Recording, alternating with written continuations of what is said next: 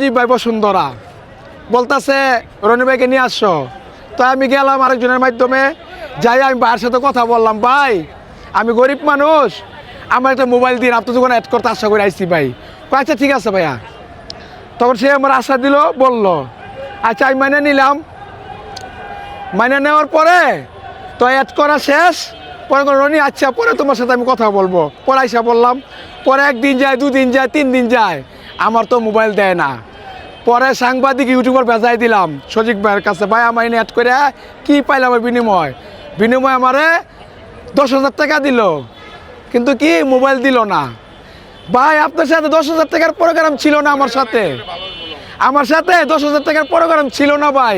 আমি একটা মোবাইল চাইছিলাম ভাই আপনার কাছে, আর আপনি কত বড় লোক আপনার আল্লাহ বানাই দিছে, এ পর্যন্ত আমার একটা ফোন দেন নাই, ছোটো ভাইয়ের কাঙ্গালির একটা ফোন দেন নাই ভাই এ পর্যন্ত।